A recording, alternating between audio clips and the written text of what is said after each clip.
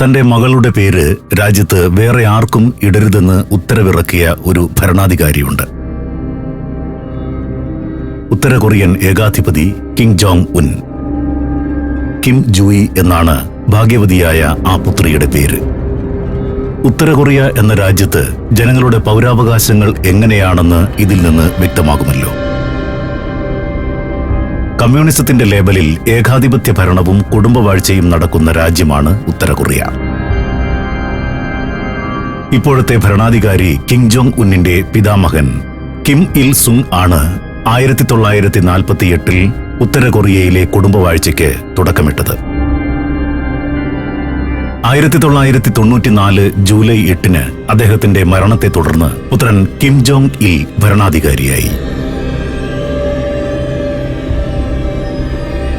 1994 മുതൽ 2011 വരെയുള്ള Kim Jong ഇല്ലിന്റെ ഭരണകാലത്ത് ഉത്തര കൊറിയയിൽ മനുഷ്യാവകാശ ലംഘനങ്ങളുടെയും രാഷ്ട്രീയ പീഡനങ്ങളുടെയും വേലിയേറ്റം തന്നെയുണ്ടായി.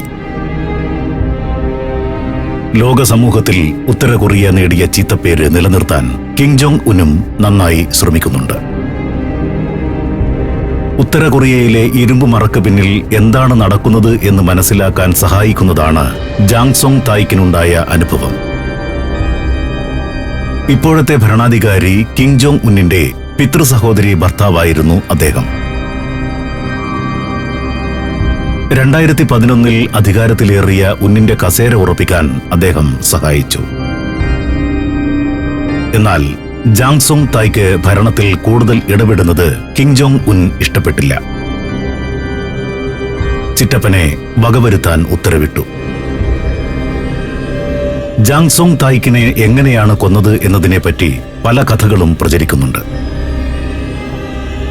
അദ്ദേഹത്തെ നഗ്നനാക്കിയ ശേഷം നായ്ക്കൾക്ക് എറിഞ്ഞുകൊടുത്തു എന്നാണ് ഒരു കഥ. ജാങ് സോങ് തായ്ക്കിന്റെ തലയില്ലാത്ത മൃതദേഹം ഉത്തര കൊറിയയിലെ ഉന്നതാധികാരികളുടെ മുന്നിൽ പ്രദർശിപ്പിച്ചു. കൂടുതൽ സ്വാതന്ത്ര്യം കാട്ടുന്ന എല്ലാവർക്കുമുള്ള മുന്നറിയിപ്പായിരുന്നു അത്. പരമോന്നത ഭരണാധികാരി പറയുന്നതാണ് അവിടെ നിയമം. പ്രജകൾ അത് അക്ഷരം പ്രതി അനുസരിച്ചു കൊള്ളണം. മറുചോദ്യങ്ങളൊന്നും പാടില്ല. ഉത്തര കൊറിയയിലെ ജനാധിപത്യ സ്വാതന്ത്ര്യങ്ങളെയോ മനുഷ്യാവകാശങ്ങളെയോ പറ്റി പറഞ്ഞാൽ ഉറിയും ചിരിക്കും. ഉത്തര കൊറിയയുടെ സ്ഥാപകനായി അറിയപ്പെടുന്ന നേതാവാണ് കിം ഇൽ സുങ്. 1946 ഉത്തര കൊറിയയുടെ സ്ഥാപനം മുതൽ 1994 തന്റെ മരണം വരെ ആ രാജ്യത്തിന്റെ ഭരണാധികാരിയായി അദ്ദേഹം തുടർന്നു. 1910 മുതൽ 1945 വരെ ജപ്പാൻ സാമ്രാജ്യത്തിന്റെ കീഴിലായിരുന്നു കൊറിയ. രണ്ടാം ലോക മഹായുദ്ധത്തിൽ ജപ്പാൻ പരാജയപ്പെട്ടതിനെ തുടർന്ന് കൊറിയ സ്വതന്ത്രമായി. കൊറിയയുടെ വടക്കൻ പ്രദേശം സോവിയറ്റ് യൂണിയന്റെയും തെക്കൻ പ്രദേശം അമേരിക്കൻ സേനയുടെയും നിയന്ത്രണത്തിൽ വന്നു. പുതിയ ഭരണകൂടത്തെ തീരുമാനിക്കുന്നതിന് കൊറിയയിൽ തെരഞ്ഞെടുപ്പ് നടത്താൻ ഐക്യരാഷ്ട്രസഭ ഒരു പദ്ധതി തയ്യാറാക്കി. ഇതിനിടെ അമേരിക്കയുടെ നിയന്ത്രണത്തിലുള്ള ദക്ഷിണ Korea 1948 August 15 republic of Korea എന്ന പേരിൽ സ്വതന്ത്ര രാഷ്ട്രത്തിന്റെ രൂപീകരണം പ്രഖ്യാപിച്ചു. കൊറിയൻ ഭൂപ്രദേശം മുഴുവൻ തങ്ങളുടെ അധികാര പരിധിയിലാണെന്ന് ഈ സർക്കാർ അവകാശപ്പെട്ടു. തെക്കൻ കൊറിയയിൽ മാത്രമേ അവർക്ക് ഭരണ നിയന്ത്രണം ഉണ്ടായിരുന്നുള്ളൂ. സോവിയറ്റ് യൂണിയൻ തങ്ങളുടെ നിയന്ത്രണത്തിലുള്ള ഉത്തര കൊറിയയിൽ ഒരു തെരഞ്ഞെടുപ്പ് പ്രഹസനം നടത്തി കമ്മ്യൂണിസ്റ്റ് ഗവൺമെന്റിനെ പ്രതിഷ്ഠിച്ചു. കിം ഇൽ സുങ് പ്രധാനമന്ത്രിയായി. 1948 സെപ്റ്റംബർ 9 ഉത്തര Korea democratic people's republic of Korea എന്ന പേരിൽ സ്വതന്ത്ര രാഷ്ട്രമായി തീർന്നു. 38ാം പാരലൽ എന്നു പേരുള്ള നിയന്ത്രണ രേഖ ഇരു കൊറിയകളെയും തമ്മിൽ വേർതിരിക്കുന്ന അതിർത്തിയായി നിലകൊണ്ടു. എങ്കിലും കിം നയിക്കുന്ന ഉത്തര കൊറിയൻ ഗവൺമെന്റിന് മുഴുവൻ കൊറിയൻ പ്രദേശത്തിനുമേലും അധികാരമുണ്ടെന്ന് സോവിയറ്റ് യൂണിയൻ നിലപാടെടുത്തു. 1949 കൊറിയയിലെ കമ്മ്യൂണിസ്റ്റ് പാർട്ടികളെല്ലാം ലയിച്ച് വർക്കേഴ്സ് പാർട്ടി ഓഫ് കൊറിയ എന്ന പേരിൽ ഒറ്റ പാർട്ടി ആവുകയും കിമ്മിനെ പാർട്ടി ചെയർമാനായി നിയമിക്കുകയും ചെയ്തു. കമ്മ്യൂണിസ്റ്റ് ആശയങ്ങളിലൂന്നിയ പല പരിഷ്കാരങ്ങളും കിം ഉത്തര കൊറിയയിൽ നടപ്പാക്കി. കൃഷിഭൂമികൾ പിടിച്ചെടുത്തു, പുനർവിതരണം നടത്തി. വ്യവസായങ്ങളും ആരോഗ്യരംഗവും ദേശസാൽക്കരിച്ചു. കിം ഇൽ സുങ് ഒരു കമ്മ്യൂണിസ്റ്റ് ഏകാധിപതിക്കപ്പുറം ആൾദൈവമായി വളരാൻ തുടങ്ങി. കൊറിയകളെ ഏകീകരിക്കലായി അദ്ദേഹത്തിന്റെ അടുത്ത ലക്ഷ്യം. അതിനായി ദക്ഷിണ കൊറിയയിൽ സൈനികമായി ഇടപെടാൻ തീരുമാനിച്ചു. സോവിയറ്റ് നേതാവ് സ്റ്റാലിന്റെ ആശീർവാദവും ഇതിനുണ്ടായിരുന്നു. കൊറിയകൾ തമ്മിൽ യുദ്ധമുണ്ടായാൽ അമേരിക്കൻ സൈന്യം ഇടപെടാൻ വരില്ലെന്നായിരുന്നു സ്റ്റാലിന്റെ കണക്കുകൂട്ടൽ. 1950 ജൂണിൽ ഉത്തര കൊറിയൻ സൈന്യം ദക്ഷിണ കൊറിയയെ ആക്രമിക്കുകയും സിയോൾ ഉൾപ്പെടെ അവിടുത്തെ ഭൂരിഭാഗം പ്രദേശങ്ങളും പിടിച്ചെടുക്കുകയും ചെയ്തു. എന്നാൽ അമേരിക്കയുടെ നേതൃത്വത്തിൽ UN സൈന്യം എത്തിയതോടെ സ്ഥിതിഗതികൾ മാറാൻ തുടങ്ങി. സിയോളിന് സമീപമുള്ള ഇഞ്ചിയോണിൽ ഇറങ്ങിയ UN സൈന്യം ദക്ഷിണ കൊറിയൻ സൈന്യവുമായി ചേർന്ന് സിയോൾ തിരിച്ചുപിടിച്ചു. തുടർന്ന് ദക്ഷിണ കൊറിയയുടെ മറ്റു പ്രദേശങ്ങളിൽ നിന്നും ഉത്തര കൊറിയൻ സൈന്യത്തെ തുരത്തി. അതിനുശേഷം ഉത്തര കൊറിയയുടെ അതിർത്തി കടന്ന UN ദക്ഷിണ കൊറിയൻ സൈന്യം പ്യോങ്യാങ് നഗരം പിടിച്ചെടുത്തു. കിമ്മിനും കൂട്ടർക്കും ഉത്തര കൊറിയയുടെ വടക്കൻ മേഖലയിലേക്ക് പലായനം ചെയ്യേണ്ടി വന്നു. അതോടെ ഉത്തര കൊറിയയെ സഹായിക്കാൻ ചൈനീസ് സൈന്യം എത്തി. UN സൈന്യം പിന്മാറി. 1950 ഡിസംബറിൽ ചൈനീസ് സൈന്യം പ്യോങ്യാങ് തിരിച്ചുപിടിച്ചു. തുടർന്ന് ചൈനീസ് സൈന്യം സിയോൾ കീഴടക്കിയെങ്കിലും വൈകാതെ തന്നെ UN സൈന്യം അത് വീണ്ടെടുത്തു. വീണ്ടും വടക്കോട്ട് നീങ്ങിയ UN സൈന്യം 38-ാം പാരലിന് സമീപം നിലയുറപ്പിച്ചു. അടുത്ത 2 വർഷം UN സൈന്യവും ചൈനീസ് ഉത്തര കൊറിയൻ സൈന്യവും പലതവണ ഏറ്റുമുട്ടി. ഉത്തര കൊറിയയിൽ നിന്ന് ഗറില്ല ആക്രമണങ്ങളുമുണ്ടായി. ഇരുപക്ഷത്തും നിർണായക വിജയം ഉണ്ടായില്ല. 1953 ജൂലൈയിൽ വെടിനിർത്തൽ കരാർ ഒപ്പുവെക്കപ്പെട്ടു. കൊറിയൻ യുദ്ധത്തിൽ ഇരുഭാഗത്തുമായി 25 ലക്ഷത്തോളം പേരാണ് കൊല്ലപ്പെട്ടത്. ഏതുവിധത്തിലും വെടിനിർത്തൽ ഉണ്ടാക്കുന്നതിൽ ഉത്സുകനായിരുന്നു കിം. ഐക്യരാഷ്ട്രസഭയുടെ ആഭിമുഖ്യത്തിൽ കൊറിയകൾ ഏകീകരിക്കപ്പെട്ടാൽ താൻ അപ്രസക്തനാകുമെന്ന് അദ്ദേഹം ഭയപ്പെട്ടു. ഉത്തര കൊറിയയിൽ തനിക്ക് അധികാരത്തിൽ തുടരാൻ കഴിഞ്ഞു എന്നതിനാൽ യുദ്ധം ഒരു വിജയമായിരുന്നെന്ന് കിം അവകാശപ്പെട്ടു. എന്നാൽ 3 വർഷത്തെ യുദ്ധം ഇരു കൊറിയകളെയും തകർത്തു എന്നതാണ് വസ്തുത. ഉത്തര കൊറിയയെ കരകയറ്റുന്നതിന് കിം സോവിയറ്റ് മാതൃകയിൽ പഞ്ചവത്സര പദ്ധതികൾ ആവിഷ്കരിച്ചു. 1960-കൾ ആയപ്പോഴേക്കും ഉത്തര കൊറിയയിലെ ജീവിത നിലവാരം ദക്ഷിണ കൊറിയയേക്കാൾ മെച്ചമായി. സോവിയറ്റ് യൂണിയനിൽ സ്റ്റാലിന് ശേഷം ക്രൂഷ്ചേവ് അധികാരത്തിൽ വന്നപ്പോൾ കിം ഇൽ സുങ് ചൈനീസ് പക്ഷത്തേക്ക് കൂറുമാറി. ചൈനീസ് നേതാവ് മാവോ സേതുങ് അദ്ദേഹത്തിന്റെ ഇഷ്ട നേതാവായി. ഉത്തര കൊറിയയിൽ കിം ചോദ്യം ചെയ്യപ്പെടാത്ത നേതാവായി വളർന്നു. തങ്ങൾക്കനുകൂലമായി നിൽക്കുന്ന ചില നേതാക്കളെ ഉത്തര കൊറിയയുടെ നേതൃത്വത്തിൽ പ്രതിഷ്ഠിക്കാൻ സോവിയറ്റ് യൂണിയനും ചൈനയും ശ്രമിച്ചെങ്കിലും കിം അതിനെയൊക്കെ അതിജീവിച്ചു. പൗരാവകാശങ്ങൾക്ക് പുല്ലുവിലയാണ് കിം കൽപ്പിച്ചത്. തന്റെ അധികാരം ഉറപ്പിക്കുന്നതിന് വേണ്ടി അദ്ദേഹം ജനങ്ങളെ 3 ഗ്രൂപ്പുകളായി തിരിച്ചു. ഉറപ്പുള്ളവർ, ആടി നിൽക്കുന്നവർ, ശത്രുക്കൾ എന്നിങ്ങനെ ഓരോരുത്തരുടെയും രാഷ്ട്രീയ ആഭിമുഖ്യത്തിന്റെ അടിസ്ഥാനത്തിലായിരുന്നു വിഭജനം. ആളുകളുടെ വിദ്യാഭ്യാസം, ജോലി, ഭക്ഷണ റേഷൻ, വീട് എന്നിവയൊക്കെ നിശ്ചയിക്കപ്പെട്ടിരുന്നത് ഇതിൽ ഏത് ഗ്രൂപ്പിൽ വരും എന്ന് നോക്കിയായിരുന്നു. ബുദ്ധിജീവികൾ, ഭൂവുടമകൾ, ജപ്പാൻ അനുകൂലികൾ തുടങ്ങിയവരെയൊക്കെ ശത്രുക്കളുടെ പട്ടികയിലാണ് പെടുത്തിയിരുന്നത്. അവരെ തങ്ങളുടെ വാസസ്ഥലങ്ങളിൽ നിന്ന് ഒഴിപ്പിച്ച് വടക്കൻ മേഖലയിലെ വിദൂര പ്രദേശങ്ങളിലേക്ക് മാറ്റിപ്പാർപ്പിച്ചു.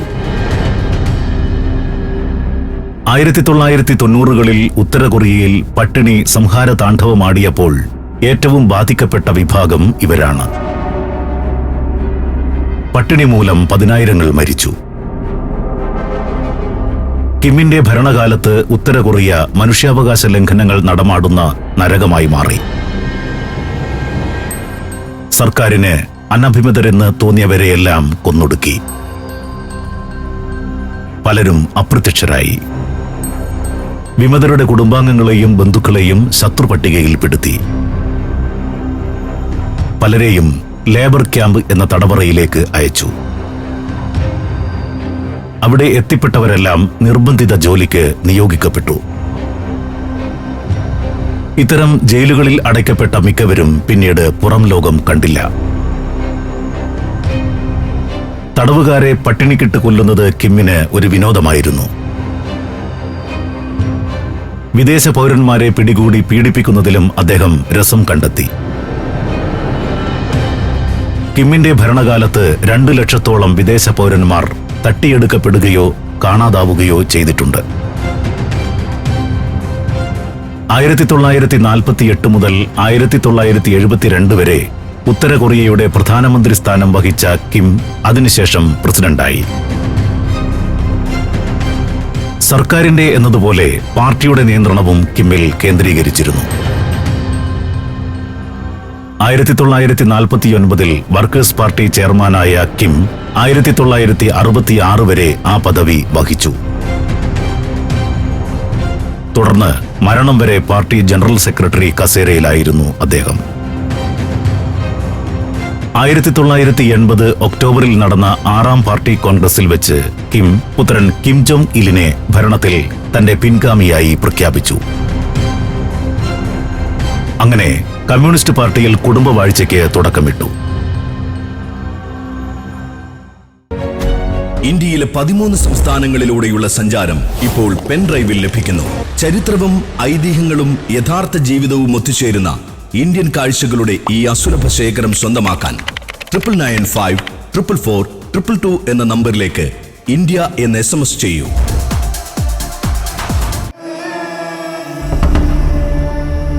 ആയിരത്തി 1991 സോവിയറ്റ് യൂണിയന്റെ തകർച്ച ഉത്തര കൊറിയയുടെ സാമ്പത്തിക നിലയെയും ഗുരുതരമായി ബാധിച്ചു.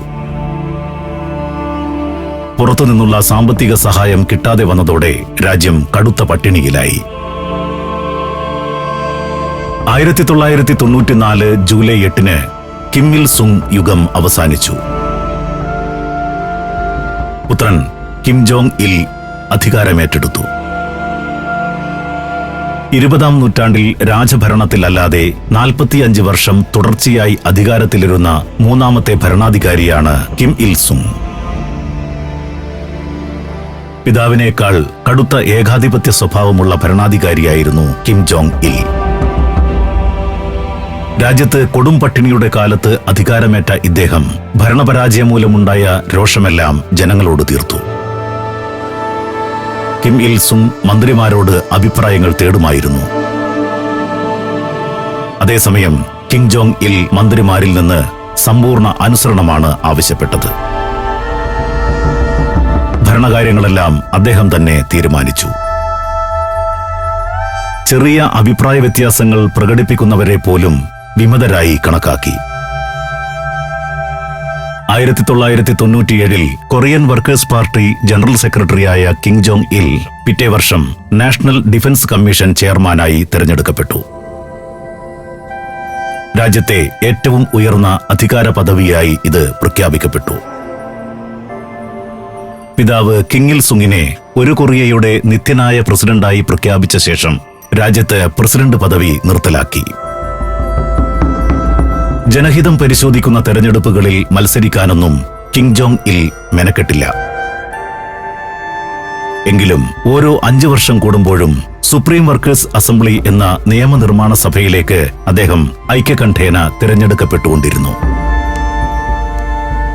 ഭക്ഷണത്തിന് വിദേശ സഹായത്തെ ആശ്രയിക്കുമ്പോഴും ഉത്തര കൊറിയയിലെ കൃഷിയോഗ്യമായ ഭൂമിയിൽ 80% തരിശായി കിടക്കുകയായിരുന്നു എന്നതാണ് യാഥാർത്ഥ്യം. കൃഷി വ്യാപിപ്പിക്കാനോ കാർഷിക വരുമാനം വർദ്ധിപ്പിക്കാനോ ഒരു നടപടിയും കിം ജോങ് ഇല്ലിന്റെ ഭാഗത്തുനിന്ന് ഉണ്ടായില്ല. മിലിറ്ററി ഫസ്റ്റ് എന്ന നയം സ്വീകരിച്ച അദ്ദേഹം സൈന്യത്തെ ശക്തിപ്പെടുത്തുക എന്നതാണ് പ്രധാന കാര്യമായി കണ്ടത്. എന്നാൽ ഡെങ് സിയാവോ പിങ്ങിന്റെ സാമ്പത്തിക പരിഷ്കാരങ്ങൾ ചൈനയിലുണ്ടാക്കിയ വളർച്ച കിം ജോങ് ഇലിനെയും ചെറിയ മാറ്റങ്ങൾക്ക് പ്രേരിപ്പിച്ചു. ഉത്തര കൊറിയയിൽ ചില സാമ്പത്തിക പരിഷ്കാരങ്ങൾക്ക് അദ്ദേഹം തുടക്കമിട്ടു. അതിന് ഫലമുണ്ടായി. 2009 ഉത്തര കൊറിയൻ കറൻസിയുടെ മൂല്യം കുറച്ചത് വലിയ സാമ്പത്തിക അരാജകത്വം സൃഷ്ടിച്ചു. സാധാരണ ജനങ്ങൾ വീണ്ടും കഷ്ടത്തിലായി. അതേസമയം മികച്ചൊരു നയതന്ത്രജ്ഞനായിരുന്നു കിം ജോങ് ഇൽ. അദ്ദേഹത്തിന്റെ ഭരണകാലത്ത് ഉത്തര കൊറിയയും ദക്ഷിണ കൊറിയയും തമ്മിലുള്ള വൈര്യം കുറഞ്ഞു വന്നു. ദക്ഷിണ കൊറിയൻ പ്രസിഡന്റായിരുന്ന കിം ഡേ ജങ്ങിന്റെ സമീപനവും അതിന് സഹായകമായി. ഇരു രാജ്യങ്ങളും തമ്മിലുള്ള ബന്ധം മെച്ചപ്പെടുത്തുന്നതിന്റെ ഭാഗമായി ഉത്തര കൊറിയയിൽ പദ്ധതികൾ തുടങ്ങാൻ ദക്ഷിണ കൊറിയൻ കമ്പനികളെ അനുവദിക്കുന്ന sunshine policy Kim Dae Jung കൊണ്ടുവന്നു. ഉത്തര കൊറിയയിലെ സോഫ്റ്റ്വെയർ കമ്പനികളെ സഹായിക്കാനായി ഡിമിലിറ്ററൈസ്ഡ് സോണിന് സമീപം ഇൻഡസ്ട്രിയൽ പാർക്ക് സ്ഥാപിക്കാൻ കിം ജോങ് ഇൽ അനുമതി നൽകി. 1994 ഉത്തര കൊറിയയും അമേരിക്കയും തമ്മിൽ ഒരു കരാർ ഉണ്ടാക്കിയത് ശീതയുദ്ധാനന്തര ലോകത്തിലെ ഒരു പ്രധാന സംഭവമായിരുന്നു. ഉത്തര കൊറിയ അണുവായുധ നിർമ്മാണ പദ്ധതി നിർത്തിയാൽ വൈദ്യുതോൽപാദനത്തിന് വേണ്ടി 2 ന്യൂക്ലിയർ റിയാക്ടറുകൾ നിർമ്മിക്കാൻ അമേരിക്ക ധനസഹായം നൽകാമെന്നായിരുന്നു ധാരണ. മിസൈൽ നിർമ്മാണം നിർത്താമെന്നും ഉത്തര കൊറിയ 2000 അമേരിക്കയോട് സമ്മതിച്ചു. എന്നാൽ ഈ ധാരണകൾക്ക് ശേഷവും ഉത്തര കൊറിയ അണ്വായുധ നിർമ്മാണ പരിപാടികൾ തുടർന്നു. ഉത്തര കൊറിയയുടെ സുരക്ഷയ്ക്ക് അണ്വായുധങ്ങൾ ആവശ്യമാണ് എന്നതായിരുന്നു കിം ജോങ് ഇല്ലിന്റെ നിലപാട്. 2006 ഒക്ടോബറിൽ ഉത്തര കൊറിയ ഒരു ഭൂഗർഭ ആണവ പരീക്ഷണം നടത്തി. കിമ്മിനെ പോലുള്ള നേതാക്കളുടെ വാക്ക് വിശ്വസിക്കാൻ കൊള്ളില്ലെന്ന് അമേരിക്കയ്ക്ക് വീണ്ടും മനസ്സിലായി. കുടുംബവാഴ്ച ഉറപ്പിക്കുന്നതിനൊപ്പം ആൾദൈവത്തിന്റെ പ്രതിരൂപം സൃഷ്ടിച്ചെടുക്കുന്നതിലും കിം ജോങ് ഇൽ ബദ്ധശ്രദ്ധനായിരുന്നു. അദ്ദേഹത്തിന്റെ 60ാം ജന്മദിനം ഉത്തര കൊറിയയിലെമ്പാടും ആഘോഷിച്ചു. കിമ്മിന്റെ വസ്ത്രധാരണ ശൈലി പാശ്ചാത്യ ലോകത്ത് പുതിയ ഫാഷൻ ട്രെൻഡുകൾ സൃഷ്ടിക്കുകയാണെന്ന് കൊറിയയിലെ പാണന്മാർ പാടിപ്പുകഴ്ത്തി. പത്രസ്വാതന്ത്ര്യമോ രാഷ്ട്രീയ സ്വാതന്ത്ര്യമോ ഇല്ലാത്ത നാട്ടിൽ ഇതിലൊന്നും അത്ഭുതപ്പെടാനില്ല. കിം ജോങ് ഇൽ 2008 ശേഷം പൊതുവേദികളിൽ പ്രത്യക്ഷപ്പെടാറില്ല. അദ്ദേഹം മരിക്കുകയോ അസുഖബാധിതനാവുകയോ ചെയ്തതായി നിരീക്ഷകർ വിലയിരുത്തി. കിം ജോങ് ഇൽ 2 ദിവസം മുമ്പ് മരിച്ചതായി 2011 ഡിസംബർ 19 ഉത്തര കൊറിയൻ ഗവൺമെന്റ് അറിയിച്ചു. അദ്ദേഹത്തിന്റെ 3ാമത്തെ പുത്രൻ കിം ജോങ് ഉൻ പുതിയ ഭരണാധികാരിയായി. ഏകാധിപത്യ ശൈലിയിൽ പിതാവിനെയും പിതാമഹനെയും കടത്തിവെട്ടിയ ഇപ്പോഴത്തെ നേതാവ് കിം ജോങ് ഉൻ. 40 വയസ്സ് പിന്നിട്ടതേ ഉള്ളുവെങ്കിലും ഭരണത്തിന്റെ സകല കടിഞ്ഞാണുകളും അദ്ദേഹത്തിന്റെ കയ്യിലാണ്. Workers Party general secretary, president of the state affairs, armed force commander in chief തുടങ്ങിയ പദവികൾ വഹിക്കുന്നു. അധികാരത്തിനു വേണ്ടി എന്തും ചെയ്യുവാൻ മടിക്കാത്തവൻ എന്ന വിശേഷണം ഇതിനകം തന്നെ അദ്ദേഹത്തിന് ലഭിച്ചിട്ടുണ്ട്. ആരോടെങ്കിലും ഇഷ്ടക്കേട് തോന്നിയാൽ അവർക്ക് പിന്നെ രക്ഷയില്ല. ചിറ്റപ്പൻ ജാങ് സോങ് തൈക്കിന് പുറമെ അർദ്ധ സഹോദരൻ കിം ജോങ് നാമും ഇദ്ദേഹത്തിന്റെ ക്രോധത്തിന് ഇരയായി. കിം ജോങ് ഉൻ വധിക്കാൻ ഉത്തരവിട്ട ഉത്തര കൊറിയൻ നേതാക്കൾ നിരവധിയാണ്. മാനവികതയ്ക്കെതിരായ കുറ്റകൃത്യങ്ങൾക്ക് ഉന്നിനെ വിചാരണ ചെയ്യണമെന്ന് UN മനുഷ്യാവകാശ കൗൺസിൽ 2014 നിർദ്ദേശിക്കുകയുണ്ടായി. പക്ഷേ എന്തു ഫലം? ഉത്തര കൊറിയയിലെ കിം കുടുംബവാഴ്ച തുടരുന്നിടത്തോളം കാലം കൊടും ക്രൂരതകൾക്കും അന്ത്യമുണ്ടാവില്ല.